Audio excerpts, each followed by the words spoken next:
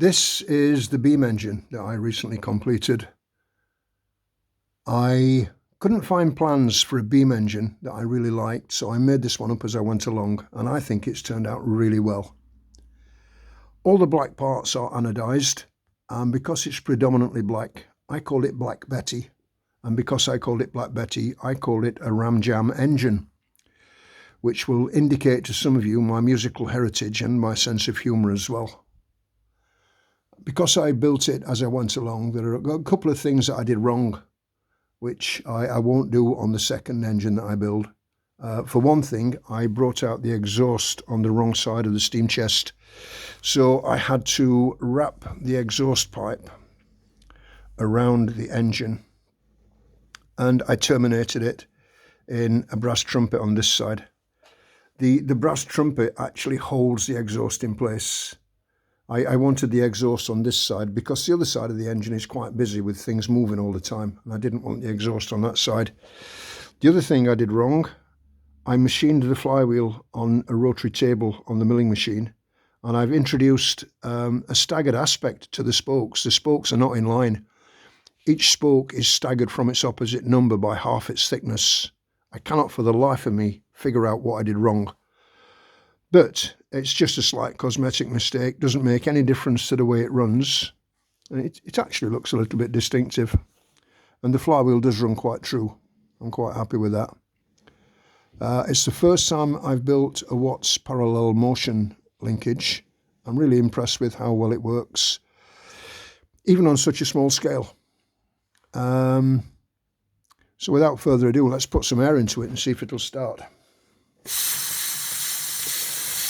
As those of you with good hearing will notice, straight away it leaks air. This is because I haven't bothered putting the piston ring in yet.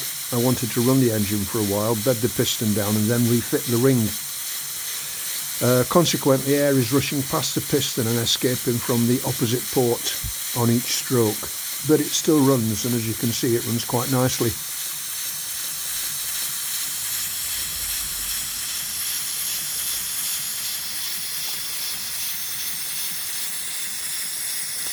The crankshaft is a composite construction. It's different pieces bolted and bonded together and then machined out.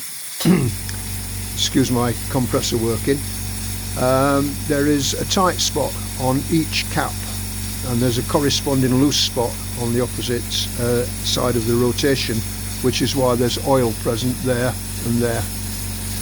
Not a problem, it's not a big oil leak, it's just a slight oil leak. And I've used one of these plastic connectors, which I quite like because it gives me the option of being able to plug and unplug the pipe quite easily, and also I can increase the volume of air by undoing the screw, which makes the engine run faster. And as you can see, it runs quite smoothly. It will go faster than that, but I'm starved of air at the moment, and I prefer it to run slowly anyway. So let's slow it down a little bit. There we are. As I said previously, I'm quite happy with the way it's turned out. The reason I'm selling it is because I'm running out of space. I love building these machines, but afterwards I struggle to find somewhere to put them. Something else I forgot to do as well, I've actually forgotten to include, let me just speed that up a little bit, that's because I'm kinking the pipe. I forgot to put a gland at the top of the cylinder and at the top of the steam chest where the control rod comes out. I added an O-ring to the top of the piston rod afterwards, but I didn't bother with the steam chest.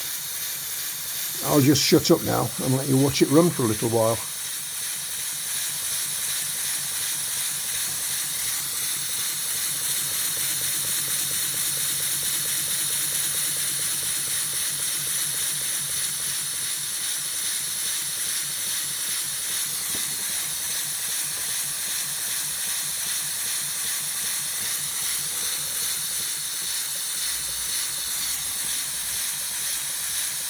As I said before, I'm really happy with this engine.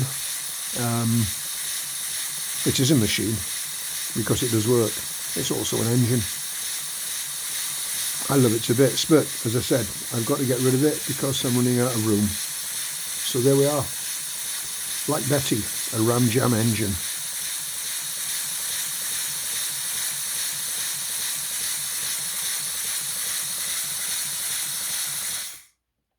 There we are.